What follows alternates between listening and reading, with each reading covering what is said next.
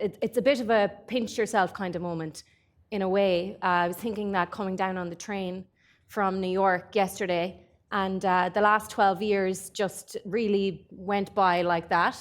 And it's incredible, you know, in so many ways to be back in DC in this capacity. To not only get to meet you all and friends of the program and catch up with my host mom, Pat McBride, but to be sitting here with these two people, it's such an honor. And to talk about a topic I think that is so important, and one that you know, it's such a commonality that we all have. And you know, when we think about one of the greatest things about WIP is the debates and the disagreements in many ways that you have throughout the summer. But the thing we always, and everyone indeed throughout the world has in common, is this sense of identity. And you know, it's especially ironic this week to be in DC thinking about identity, right? And think about what's happened in American context and how so many people are reflecting on what it means to be even American right now.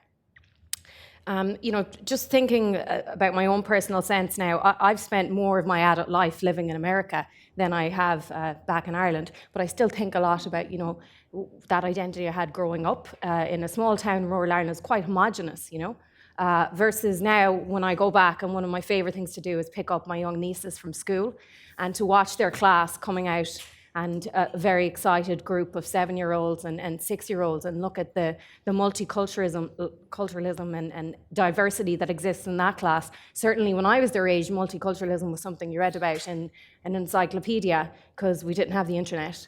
And you know, so it's fascinating to think about it in that manner. But luckily, you know, you're not here to listen to me to harp on about my own identity. I am merely the support act versus the headline acts that we have here. And I'm so delighted to introduce Suzanne Lynch, who is the Washington correspondent for the Irish Times here in DC. And I think as you know, that's one of my favorite things to do every morning, is to look at the Irish Times and to look at like what's happening back home. And Suzanne does an exemplary job of reporting on that. And she also spent a lot of time in Brussels and was the European correspondent there. And then we also have Cody Keenan, who's been a tremendous friend of the program, and who is the chief speechwriter for President Barack Obama, and who's currently, I believe, working on his next memoir too. So maybe just to kick us off, if you both wouldn't mind giving just your initial thoughts on that sense of like Irish identity, and indeed perhaps maybe how it's evolved over the years. Well, as you say, Ireland is a country that has undergone significant change socially, culturally. And I think a lot of that has to do with the fact you can date it to when we joined the European Union in 1973. And that coincided or enabled, I think, a breaking away by Ireland from its traditional relationship with Britain, not just as this kind of lesser partner in a colonial relationship, but also economically, that it allowed Ireland to stop being defined by Britain, even though obviously its friendship with Britain was the most important relationship within the European Union, and both countries joined the community together. I think Europe, being part of a broader identity, escaping just the confines of an idea of nationhood, and instead to embrace two kinds of identities, that you can be both European and both Irish at the same time, had a huge impact on Irish people.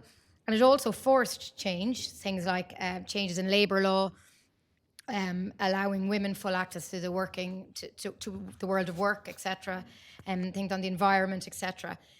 So I think that I won't use the phrase pooling of sovereignty because people don't like that, but that sharing of sovereignty in some issues, I think did help Ireland kind of create this new, more modern, more multicultural identity. And then obviously this culminated in around the late 2000s with a huge influx of new people to Ireland.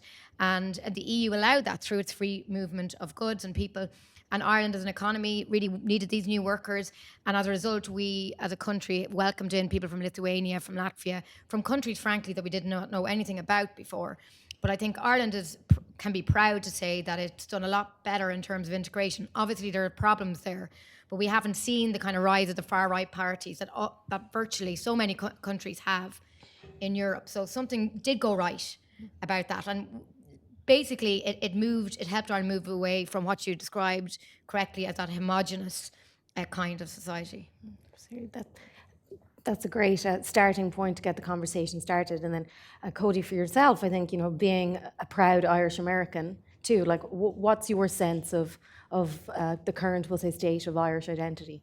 I think coming at it from the American perspective, I mean, one of the things that I think about is that the Irish identity is it's a big victim of its own success in a lot of ways, right? I mean, certainly we're a couple centuries beyond no Irish need apply. I mean, there is no one in this country who's ashamed of Irish identity. There are millions of people who pretend to have it. But I two other points on that same thing is I think, the Irish over the past couple decades, certainly over the past decade, have become kind of the guardians all over again of liberal democracy. And you've done it in such a way that, made it seem easy, all these massive social changes without a whole lot of upheaval. Especially when the rest of the world and the rest of Europe and certainly in the United States are kind of moving backwards and into a more revanchist stance. And I think, for Ireland to kind of keep alive the flame of knowledge a millennia later is really important. And same with, Northern Ireland. I remember I met with most of you about a month ago, and, one of the last questions was from a Northern Irish student, I don't know if she's here, kind of worried about the future there and what do we do about it? And, my thinking as an American who watched all this unfold, through the news is that the most amazing thing about it is that, nobody really pays attention to it anymore because it became real, because there were, parents and grandparents who dreamt of a day without roadblocks, or barricades or soldiers on patrol, or when you could sit at a pub or cafe without, worry of violence. And now that's pretty much an everyday occurrence. And it's dangerous when dreams become real like that, because people don't feel like they have to put in the work and the effort to keep them going. I mean, we certainly see that here, right? So in a lot of ways, that's what I mean by saying that the Irish identity has become kind of a victim of its own success. I mean, what an incredible story. And, I would say, especially for today's young leaders, that you shouldn't be discouraged by that. You should actually take tremendous hope over what's happened over the past 20 years and devote yourselves to making sure that your own children know something even better than that.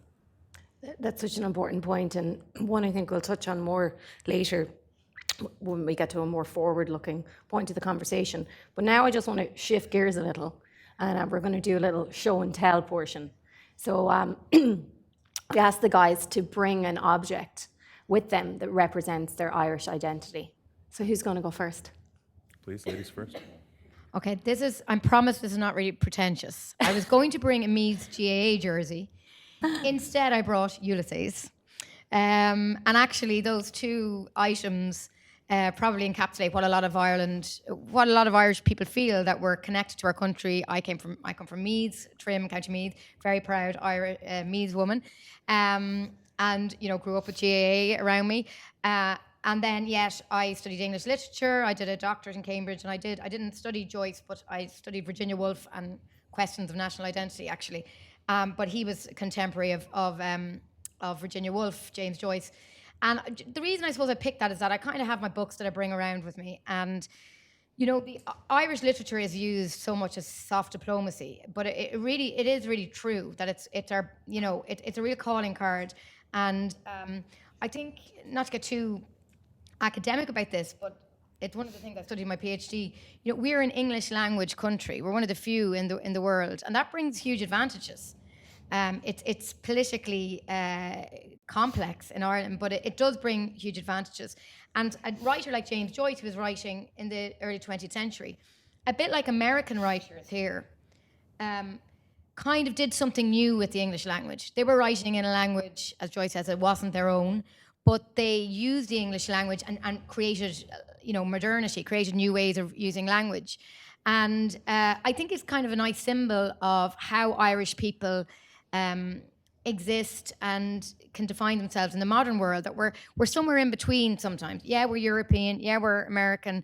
We're between America and Britain, and we're this Anglophone nation that doesn't quite fit into the Commonwealth. Because here in Washington, even the journalist, I find that I'm kind of put in the same group, which is fine with, say, the British, Australians, Canadians, because they're all English speaking, but of course they're Commonwealth countries. So it just kind of captures, I think, that kind of niche and quite unusual place that Ireland and Irish identity can offer. And I hope that wasn't too pretentious for using Ulysses. No, not at all. Not at all.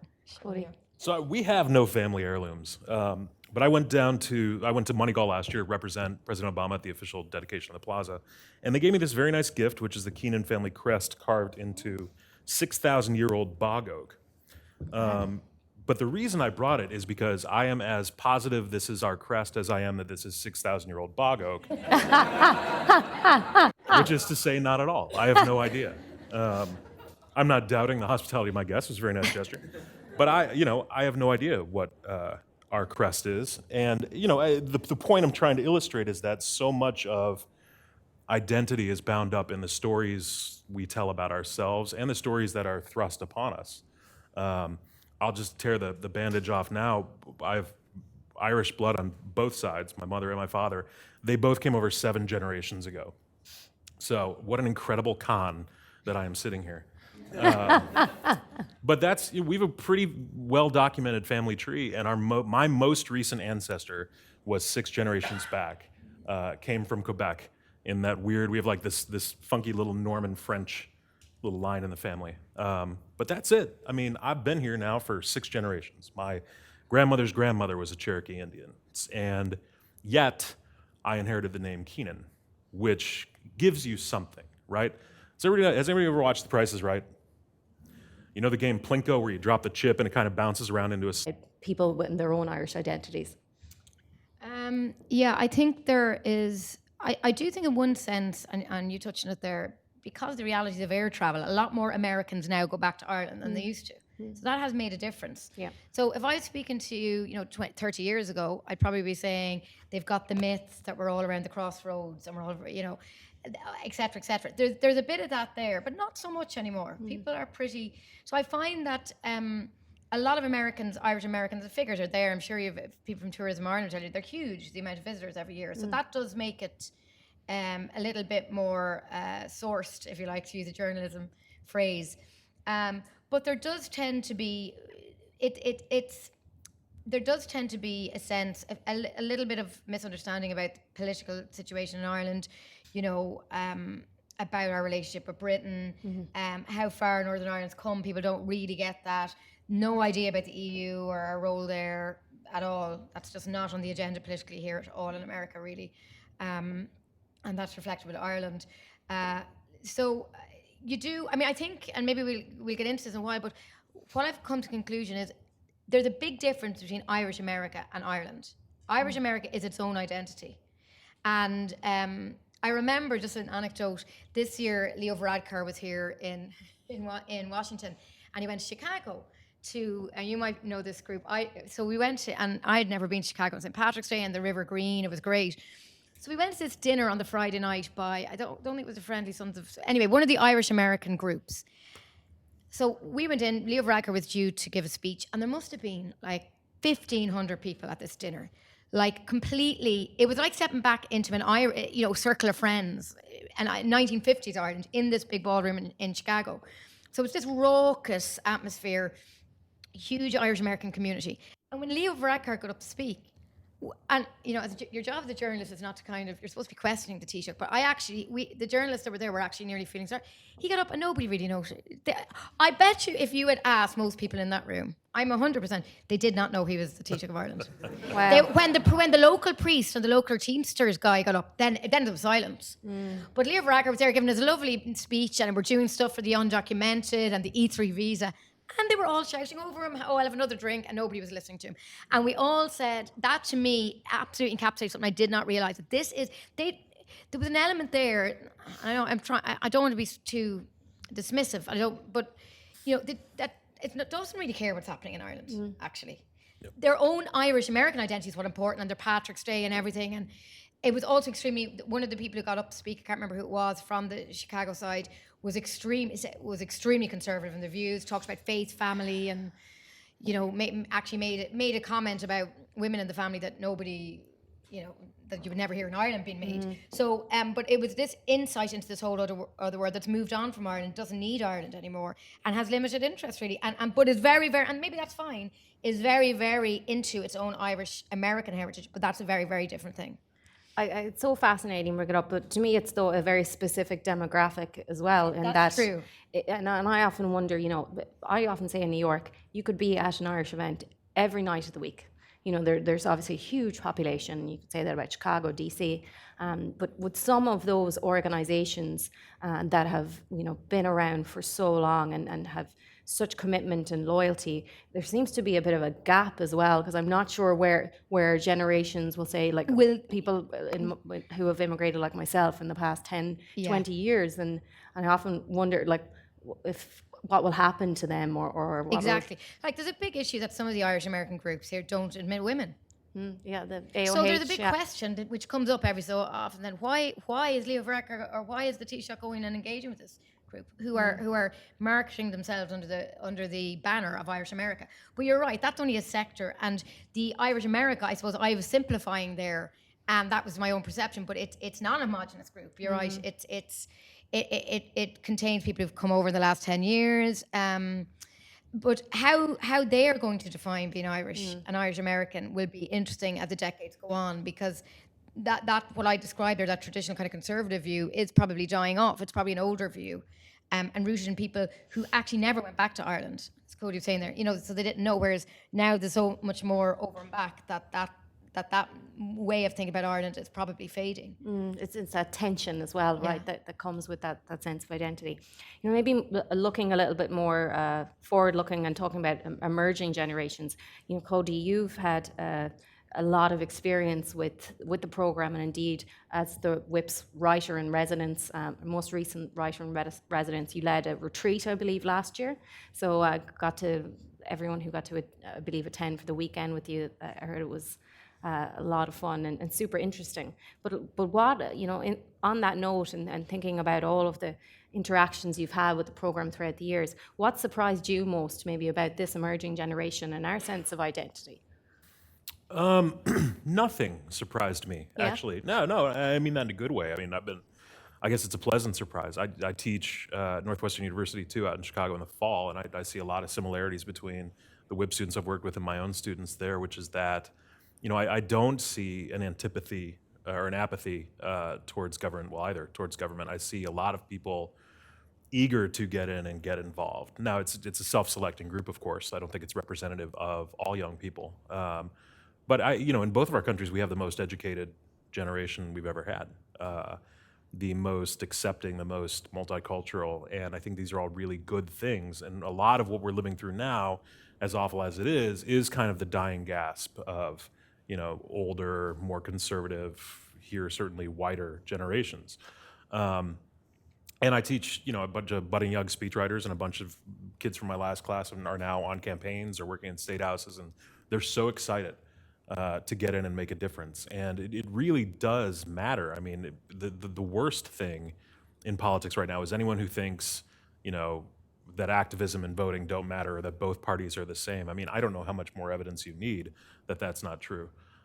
So to see, both WIP students and my students active and eager and engaged and curious and worried is a really wonderful thing.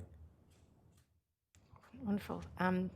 Suzanne, you may have already touched on this a little, but again, going back to that notion of you going throughout the US, and you wrote this great story about going up to Scituate, I think is how you pronounce it, in Massachusetts, which is the highest density, the highest population of Irish Americans in the US. And I'm interested to hear what was your experience like there versus maybe the expats that you interacted with and worked with in Brussels and throughout Europe. Yeah, this is Scituate, which I think it's a Native American name, which is a little town south of Boston, kind of on the way out to Cape Cod.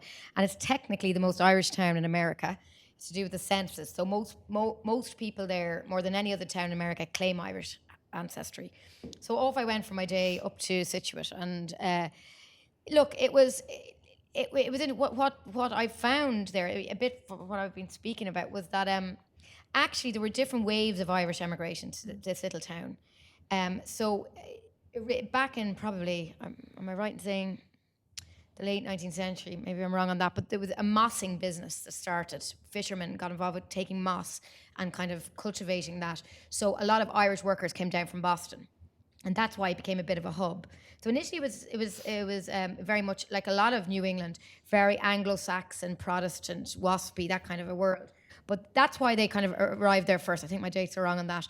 But I met one lady in particular who was fantastic, and she was fairly, like her grandmother was from Ireland. And she was explaining to me, like her story encapsulated it. She grew up in Boston, but around the 20s and 30s, 1920s, 30s, 40s, the Irish began to get a bit more affluent. This is obviously epitomized by someone like JFK. So before that, there was massive prejudice against the Irish in Boston. And so as the Irish started getting a bit more money, they started coming down to Scituate as a holiday destination. And nearby Scituate was a little, I can't remember the name of the town, but a golf club, where John F. Kennedy's father was refused membership because he was a Catholic in the 1920s about. And then that's why the Kennedys moved further down the coast and ended up in Hyannis. So that was the reason why they could have easily ended up in Scituate. Wow. So that was the kind of prejudice that we're facing. And then, within 20, 30 years, the Irish had moved up the social rung. So she described to me how her grandmother arrived literally when she was 13 with her brother. Like, imagine that, 13 with her brother. They arrived to New York first, then some cousins lived in Boston, they went up. Her grandmother started working as a maid to kind of richer Protestant Anglo-Saxon families. And, the usual story, she started saving up her money, sending some back to Ireland, but married another Irish guy. And one of the first things she bought was a piano, because she wanted her kids to kind of get education. And she, within 2 generations, then the usual story, her grandchildren had become educated, and they were now the new upper class. And I think Scituate reflected that, actually. It was quite a wealthy place, so that was very interesting. Everybody in all the town, all the local insurance companies, were Irish names just everywhere. But again, there was a mix in terms of how much people were connected to Ireland. The names are very Irish, but some of them had didn't go back to Ireland that much and weren't that connected. They very much defined themselves as Irish American, but as I say, weren't that really connected with going back to the homeland now. It was just part of that Boston Irish American identity. And how did that compare, if it can possibly compare, to like life in Brussels, or your Irish people who have moved to Europe or generate? Yeah, in Europe, I suppose, in Brussels is a bit of a unique place. It's a bit like Washington, and that's a bubble, and it's filled with people in think tanks and embassies and journalists all in this place, and it's a mix of identities. So in a way, Brussels, you were literally defined by your national identity, because you have the 28 countries, and they're all represented by embassies. Then you've got journalists covering each country, and you ended up as a journalist there was very fruitful, because we would say cover. There's been lots of news from Brussels this week, the new European Commission president. So you go to the press conference, and then you'd try and source some information, and maybe I'd find out something about the Danish. Somebody told me something, that the Danes tried to block something. That's no interest to me. But I would then tell my Danish colleague, oh, by the way, and you trade information, actually. So it was a really good way of working, because we were all covering the same story, but nobody was really competing, because nobody, the Irish Times not competing with whatever the Danish Daily is. So it was very much your national identity was first and foremost. Mm-hmm. In a way, it's probably the ideal that the European Union should try to espouse, having people embrace Europe, but at the same time having their own nationhood first and foremost. There's a very big expat community in Ireland, but then that's a very specific kind of community. A lot of them working for the EU institutions, a lot of banks and stuff as well in Belgium. But a younger, more educated kind of there would be very few expats in Belgium really going back years. Nothing there was just never the emigration that there was to America. The figures, the figures are just colossal, the emigration to America, particularly around the 1840s, 1850s, 1860s, around New York, they're just huge. So, as a result, that's why people like Cody or people with all these links with Ireland, that just the sheer numbers, where there was never that kind of emigration to that extent. Yeah, absolutely. And the Irish were very, very poor when they arrived, most of them. Yeah. That's the reality. They were literally the refugees. Because even I recently moved to Brooklyn, and I learned last weekend, which I was ashamed, I didn't know this, but Vinegar Hill, which is a neighborhood in Brooklyn, was actually named after rebellion in Ireland in order to attract Irish immigrants to that specific area in that era, especially when you're speaking about. And I often think it's just so fascinating to think about, indeed, like this woman you spoke about in Scituate who wanted that for her kids. Like my own aunt, she came to the US in the eldest of 9 in the 1960s on a boat because that was what you did, and she ended up marrying, of course, which is also very Irish American, marrying someone from 20 minutes away that she met in New York. That actually happened with a woman. I forgot that bit of the story. She married someone from 20 minutes away. Yeah, exactly. And there you go. You have to go to New York to meet someone 20 minutes away.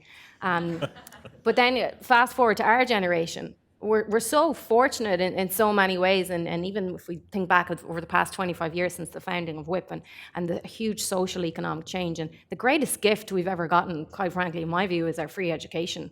Especially, and you become so grateful for that when you live in America, that's for sure. But we're going to open the floor now in a few seconds to questions. But one question for you both before we do that is, what do you think beyond our people in Ireland? What do you think is their greatest asset?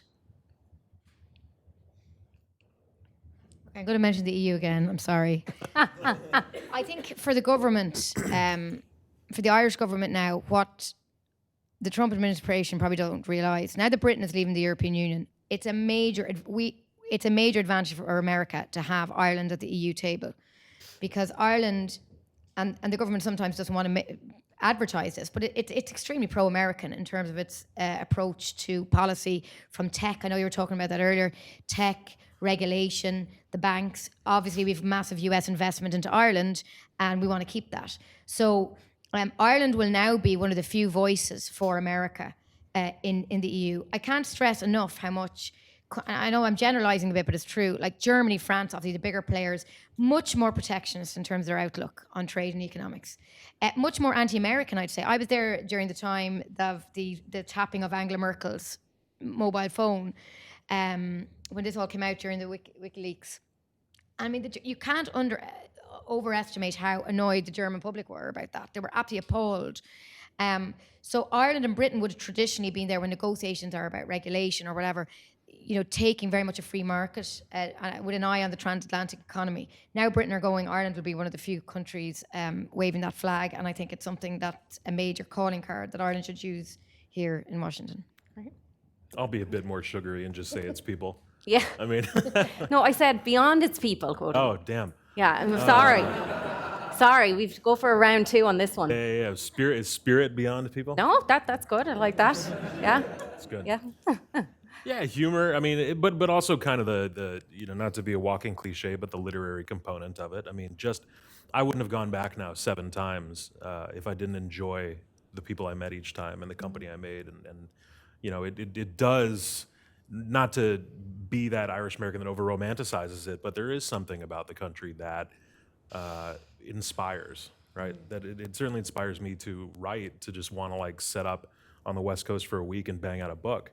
I mean, it probably, I've always been looking for some reason why I like the rain, and there's got to be some genetic tie back to Ireland that explains it. But yeah, I took my wife. My wife's come with me now twice, and she gets it. She doesn't have a drop of Irish blood, but she's fallen in love with it each time and wants to go back. And I do think on that note that with credit to the tourism board, and it's a fascinating case study in marketing too, when you think about, especially over the past decade alone, and how we've seen every year increase in numbers in visitors to the US. Personally, that was a nightmare for me when I worked in the Skyline bar in Drumcondra, which was a dodgy hotel at that.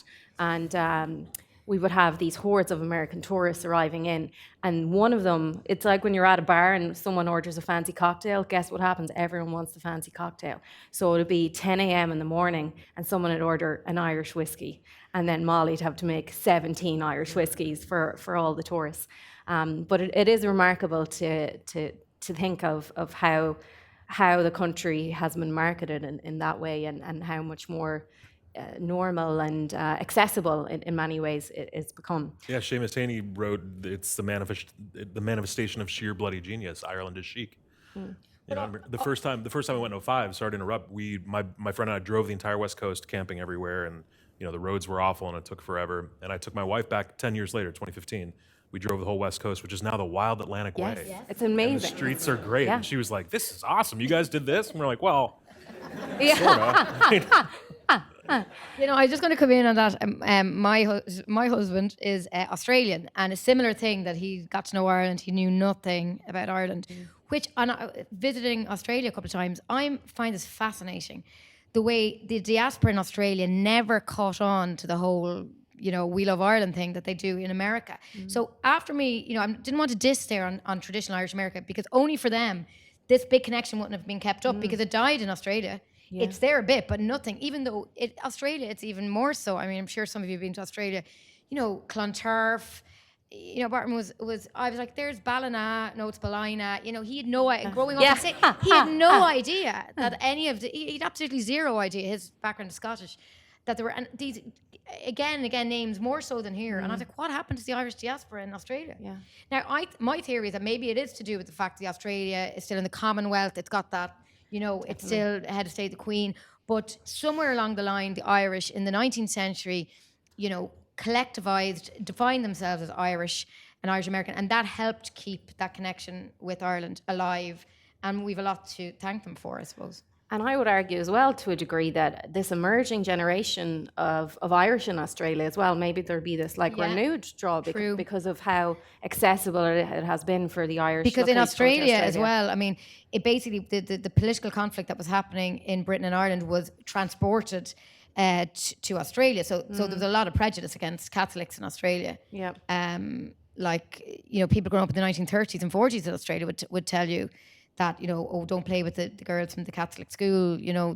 So that those kind of things did transport to Australia. But the Irish, you know, were much more politically organised, I think, in America, which helped kind of capture that identity and make sure it survived. Well, it was the former, I don't know what, Mary Harney, who got in trouble for saying the Irish were closer to Boston than we are to Brussels. Yeah, Berlin, Berlin back in the day. But on that note as well, even I myself married an American, so one of the best ways, and I'm sure you've all experienced this this summer to a degree, one of the most fascinating ways to view Ireland is through someone else's eyes, who has perhaps never been there, or has, you know, misconceptions, etc. But anyways, listen, we'll open the floor to questions, and if you can start with your name and where you've interned this summer, where you're from, that would be wonderful.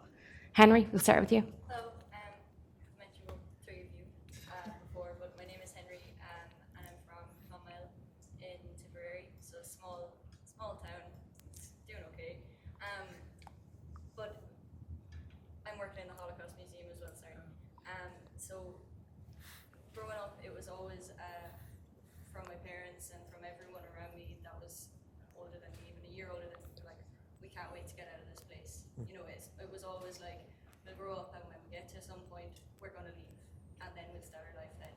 You know, it was never like, look at what's around you, what are the resources you have. Now, to be fair, there isn't much in Clonmel in terms of education, like you have to travel. But there was never real pride or respect for my town. And I grew up in a village just outside my town. And being here this summer has made me realize how much I love it, and made me wonder why that rhetoric existed when I grew up. Like, both my sisters traveled to England for college, so it was always a thing that, okay, I'll go as well. I can't wait to go. They left, I should leave. You know, following my sister's footsteps.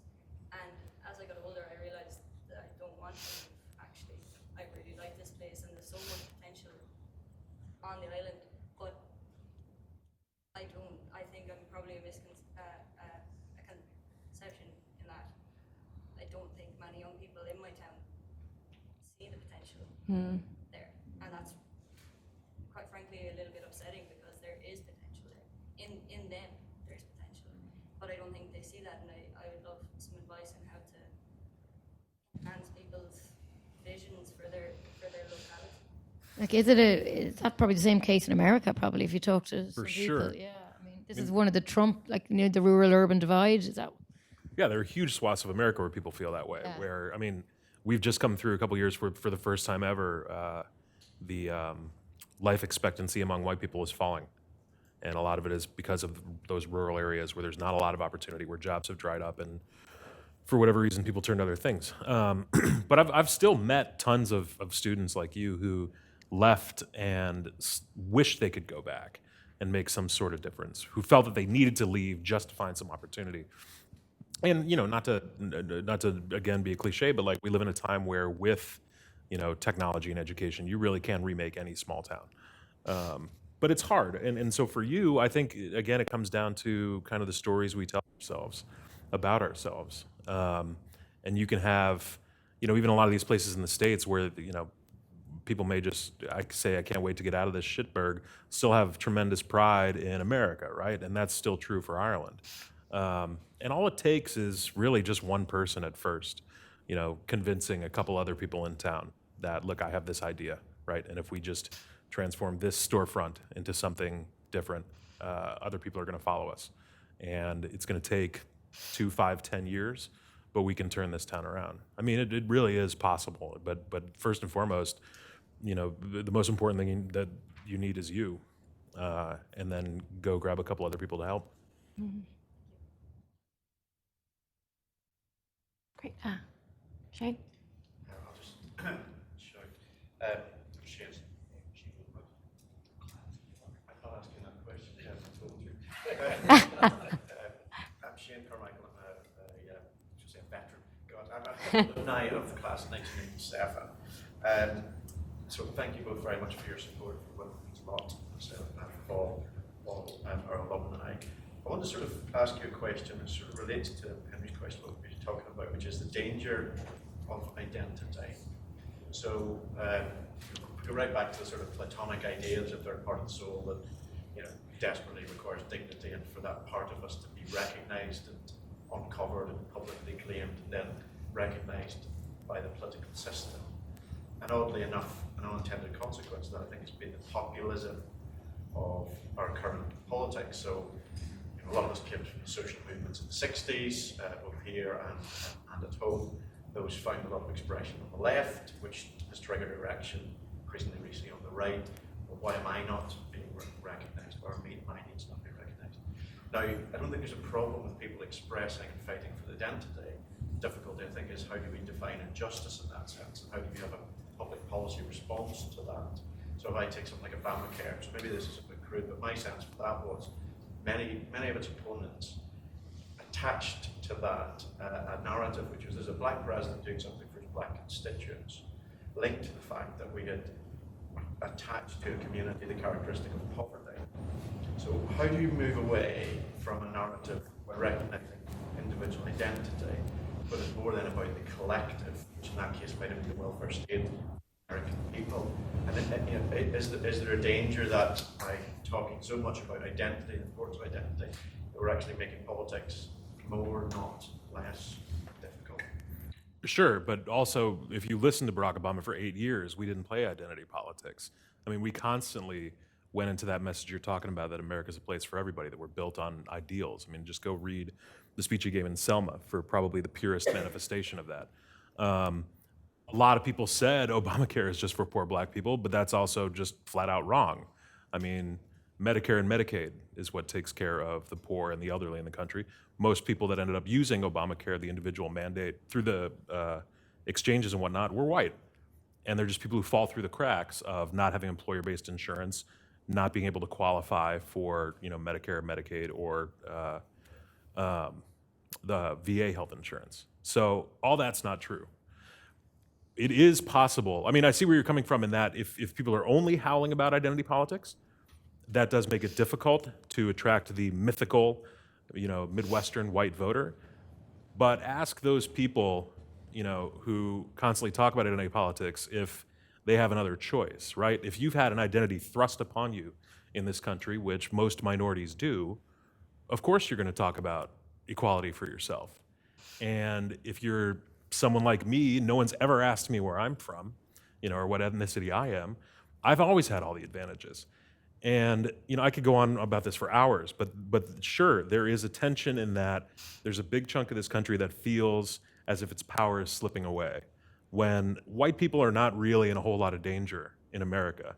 You lose relative power if everybody else becomes more equal, but that's also the point of this country.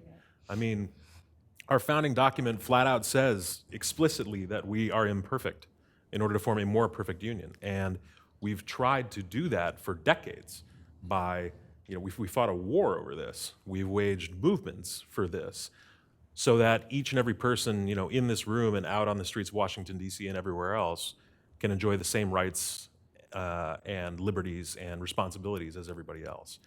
That's the message that people should be talking about. I mean, that's the one that's more palatable. But again, tell somebody whose rights have been trampled on forever, or a congresswoman who is looked at differently just because she wears a hijab, that they shouldn't be talking about equal rights for themselves and people like them, because that's not going to go over well either. I mean, I think you're absolutely, and you're right as well in that there is an issue now that a lot of voters now are voting on on issues like culture and identity. So the Republican voter, I'm generalizing a bit, but it's more of a homogenous group in that you can see that more people on the Republican side are voting on issues like conservative, abortion. But that explains why a lot of them voted for Donald Trump. It's the only reason, in fact, they voted for Donald Trump, because they thought he was going to bring in conservative justices, which he did, and that was going to have an impact on issues like abortion and etc. That's the reason. I mean, a lot of the policies Donald Trump is espousing are not traditional Republican values in terms of economics. So for good or for bad, well, actually for bad, people now are being pushed to define, particularly on the right, themselves through identity and cultural. And the difference, and Cody, you're right, and you're saying that Barack Obama didn't want to go there in terms of identity politics. That's all where Donald Trump wants to go. He actively knows that this was working. He's a president who likes to highlight divisions, highlight difference, and promulgate an us versus them narrative. And we saw it this week, which, by characterizing those 4 congresswomen. I mean, we can't even get into start talking about that. It's just so, if this was any other country in the world, he'd have to resign. If Angela Merkel got up and said 4 members of the Congress need to go back to where they came from, even though they were German, she'd be gone. There wouldn't be an argument. So there's a whole other issue about how low the bar goes. But we're now in a world where that kind of identity politics that can be kind of dangerous are being put to the forefront, unfortunately, I think, at the moment. So that's what I'd say on that. All right. Go over here. Oh, 1 second, Emer. Hi, thanks for being with us. My name's Emer. I have just graduated from Law and French in Queen's in Belfast, and I'm interning on the Hill at the minute. I suppose I was just thinking there in terms of how much connection that we have to this country in terms of the amount of people that are over here that have Irish heritage or actually just Irish, and how involved America was with even the peace process. And I understand that every country sort of has its own citizens at the heart of its concerns, but I wonder where the dialogue is over here in terms of what's happening at home because of the connection that we have with America. Where is that dialogue? Why is it not being spoken about? Or why does it not get as much coverage as I actually think that it should? Although, as I said, every country should be putting its own people first, I actually think that America could do a great deal of work for Northern Ireland and the south of Ireland, and sometimes a different voice and a different perspective, and someone who is external to what's going on in our own insular conversation can really make the world of a difference. Yeah, I can come in on that one. Where, like, when I arrived here 2.5 years ago, nobody was talking about Ireland or Northern Ireland, zilch, right? But that has changed in the last year or so, I think. So you've had resolutions being brought before Congress, Brendan Boyle and Richard Neal, who actually have put those issues on the political agenda. And it coincided with the 20th anniversary of the Good Friday Agreement. And for a lot of people, that reminded the country of the positive force, America. This is an example of America getting involved in someone else's business, some other country, and actually helping to affect positive change. So Brexit has now really come on the agenda here in the last 6 to 8 months, and you've probably seen that most significantly, Britain hopes to sign trade deals with other non-EU countries when it leaves the EU. America will be one of those. But Richard Neal, who's now the chair of the Ways and Means Committee, who will have a vote over the trade deal, has said that they'll block that essentially if the border issue flares up.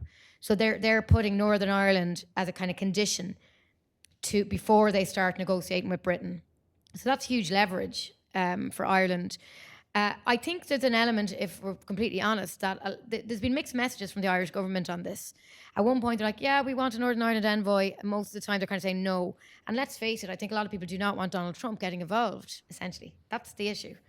Because for obvious reasons, which I don't need to spell out. So that's, if there was a different administration, I think you might see a different approach. But Ireland has finally got an ambassador, the Republic of Ireland, who was appointed, just took up his role on the 4th of July.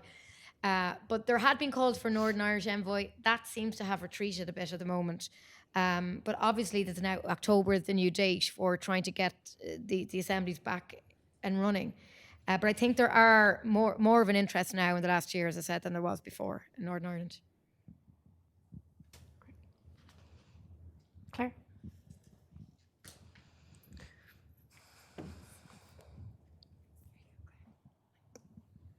Hi, so my name is Claire Rumsa. I'm originally from Northern Ireland, an alum of the programme, and I recently used to work for WIP as well, so worn a lot of hats. I'm currently living in Michigan, so greetings from real America, everyone.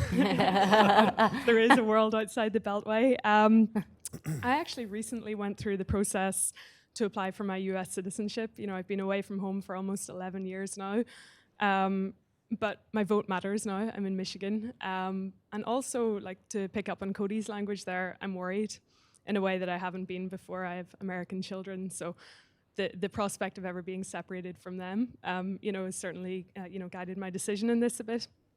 Also aware that I'm immensely privileged in this process, being a white, English-speaking, educated person. But what struck me through the process of applying for citizenship is the lack of the conversation about values in that kind of identity transition process. It's like, becoming an American citizen, I know all about how many amendments there are to the Constitution, but, there was nothing about what are these core values that make America unique, that would really, I think, integrate me more into the society here. And, I know also we've heard a lot over the past couple of days about how much Ireland is changing as well, the demographics and the diversity in primary schools. The ambassador mentioned it last night, Molly mentioned it just then. So I'd like to ask the panelists to reflect, on the intersection of values and identity, and particularly in relation to how each society deals with or hopefully welcomes new people who wish to join each society. Well, it's everything. I mean, that's what this country was founded on, right? We weren't founded on aristocracy or bloodline.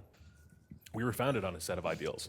I'd say that the fact that, my most recent ancestor was 6 generations back gives me no more power or no more important a voice than anybody else in this country. There are times I wish it gave me a more important voice than the president, who doesn't understand what it means to be an American because he's never had to.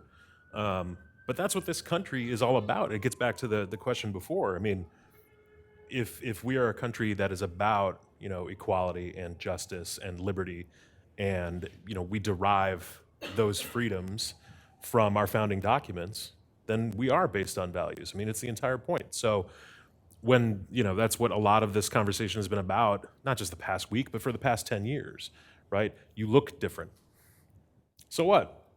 I mean, there are plenty of people who look different, who are, a lot more patriotic even than you and me, who have probably done more for this country and, who push for those values that we claim to espouse, right? I mean, I don't think President Trump understands America because he's never had to. It's certainly not the way that the quote unquote squad has had to. I mean, when you are born a privileged white person, then of course you think America is rah-rah great, like, you know, the Irish and the Irish and the Italians came over, we beat the Nazis, we went to the moon, and here we are, you know, praise us. But the truer story of America is one where, you know, for generations of people have struggled and strived to make sure that those equal rights of our founding apply to more and more people, often at great personal cost. That's the truer story of who we are, you know? Not just a nation of immigrants, but, you know, slaves and defectors and everyone who's pitched in some small way to build this country has a claim on it. So, yeah, of course there's a birth component to citizenship, but that's not the only thing that matters. I mean, you know, Congresswoman Omar wasn't born here, but it doesn't matter. She's a citizen. She was elected. She's a congressperson. You know, she's just as important as anybody else in this country. Yeah, like one of the, I mean, what Donald Trump was essentially saying by that tweet was that to be American is to be white. You know, that he picked out these 4 people, said, go back to the countries where you came from. Completely logically, they didn't come from other countries, they came from America, 3 or 4 of them.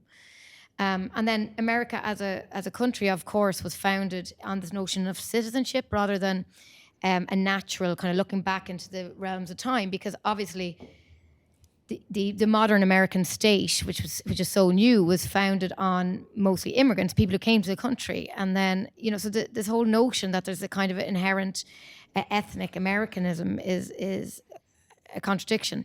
But on the issue of values, I suppose I'm being a bit contrarian in that it can also be dangerous to talk about values, because then you're getting into the realm of subjectivity, like whose values, how do you define values?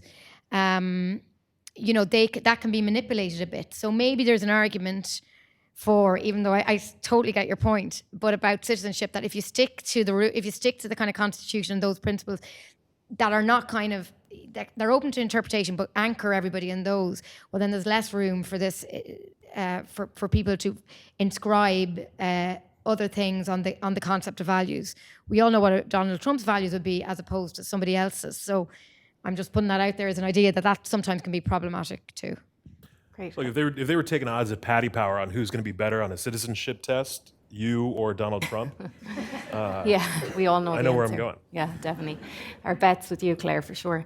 So I think we have time for maybe 2 more questions. One more over here. Thanks very much, Molly, and thanks to Cody and to Suzanne for their comments. Just going back to the previous discussion in terms of, say, the issues around the envoy for Northern Ireland, I would make the point, Brian Cahalan here from the Irish Embassy, just to make the point in terms of that State Department and other officials in the US system have been engaged, some through visiting, some through contact with the embassy here, with Norman Houston at the Northern Ireland Bureau. So there is behind the scenes engagement at official level by the administration on Northern Ireland, albeit not in the formal way that envoys have been engaged in previously. Secondly, just to recall as well that we're in the decade of centenaries on the island of Ireland, and you know, we did see Vice President Biden with the Den Taoiseach Enda Kenny involved in the centenary celebrations of the in 2016 of the 1916 Rising. So I think these are all things that the identity kind of piece is important to bear in mind, and we will be working on issues on other events coming up as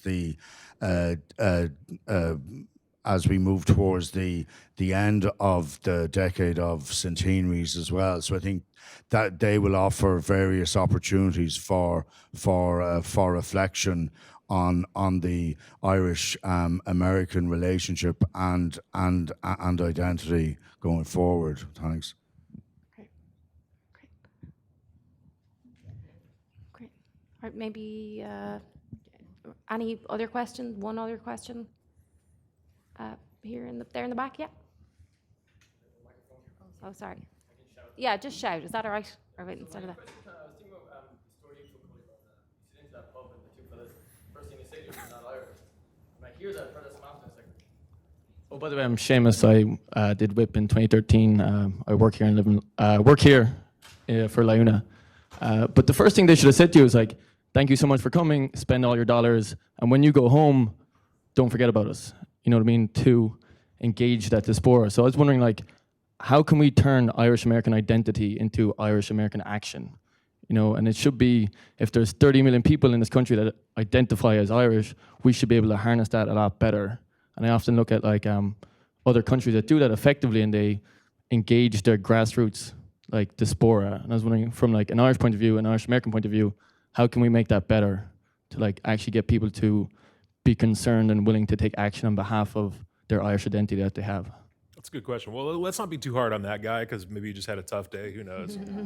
And we were insufferable at 24. That's a great question. I mean, it's like Suzanne and Molly were saying earlier, that there are all these different groups, you know, in Chicago and everywhere else that are just kind of disparate. Take one over, you know, and make it something bigger. I don't think there is, if there is one big national Irish American network, I'm not aware of it. Yeah, you're right. Yeah, there's no reason why you can't do that. I mean, the gathering a few years ago seemed to really work. Yeah. Yeah. People did go back for that.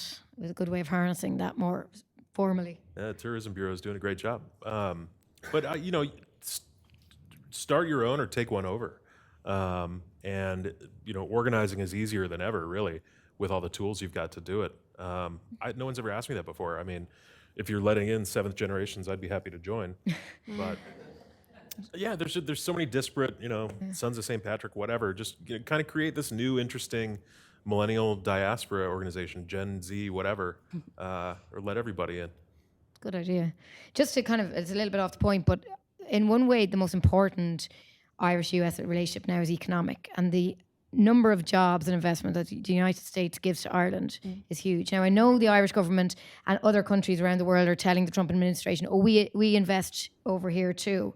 But a lot of that investment from the Irish side is just certain companies that maybe acquired US companies rather than the greenfield investment that happened. So this level of US investment is absolutely massive into Ireland. So that's a huge advantage that Ireland has. And part of it is, well, a lot of it is tax, let's face it. But a lot of it is the language and the people and the skills and all those kind of more soft attributes that Ireland has. So I think Ireland is doing pretty well in terms of the US engaging in Ireland on that and investing and putting something into Ireland on that point. Now, obviously, it's a two-way thing. These American companies are there because they're going to make more money doing it that way. But, you know, I think that's where the focus is at the moment with Irish-American relations. And in Ireland, my generation, we've grown up kind of complacent about that, going, oh yeah, Dell and Intel and now Google and Facebook. You know, they were, you know, and to be fair, that started in Ireland well before we joined the European Union. But it's something we need to appreciate, quite frankly, particularly at a time when Donald Trump is saying, which is a good and fair enough point, let's get the jobs back to America. It's a pretty good result that we still have that levels of US investment into Ireland. And as I say, has to be something that has to be nurtured. And it is by the embassy here and by politicians. That's one of the reasons why, you know, Ireland puts a lot of resources into the embassy in Washington and is putting more into the US just to keep that relationship strong. And just to build on that a little, I would also argue it starts with us as immigrants as well and our own outward attitudes, because, you know, in essence, we're so privileged that we've been able to leave Ireland, come to a new place, explore it. Not everyone has that curiosity or that yearning. And so understanding where also they're coming from and say, well, hey, maybe you shouldn't be so negative towards American tourists and consider about their contribution. I think that's really important, because it's a mindset shift as well, right? So I think it can just start as well with the attitudes that we have as immigrants too, when we go home or when we talk to people like that and trying to understand where they're coming from. So to finish us off, because this lady needs to go and file her stories, Our last question, it's almost the end of the summer for the class of 2019 and they're heading home. So on that note, thinking about career life advice, what is the best career or life advice you've ever got? Well, the advice I'd probably give in terms of journalism, I think I said this to you guys about journalism, is that you have to say yes to everything. I think there's a phrase, half of life is taking part and turning up. It really is true. And in journalism, if they say, go and cover this, and you're like, I don't actually know what they're talking about, you go, yes, of course I will. And you go and do it. And that, I think, applies in my field in media, I'm sure in politics as well. You have to have that diversity of interest and that enthusiasm to cover whatever the topic is, even if you're not familiar with it. And that takes a bit of confidence as well, but kind of believe in yourself that you can do it, even if it's not in your narrow area of expertise. Yeah, it's kind of building on that. And to put a bow on the first and last question, it's to focus less on who you want to be and more on what you want to do. Because if you're just focused on who you want to be, right? Like I want to be president of the United States or whatever, and you're just focused on getting there without paying attention to what's happening along the way, you probably won't get there. If you're focused on what you want to do, if you're focused on creating an Irish alliance, if you're like Henry and you're focused on going back to your town outside of Tipperary and making a difference, you do that. And that will take you somewhere interesting, if you're good at it, if you make a difference. And worst case scenario, if it doesn't take you somewhere interesting, you'll still have done a lot of good along the way. Your life won't be a waste. And one of the questions I get the most when I'm with young students, whether it's at my campus or anywhere else, is how can I make a difference right away? There's an impatience to it, which can be a virtue too, but the tough answer that should hit you like a ton of bricks is you have to go do it, right? You have to go home and do it.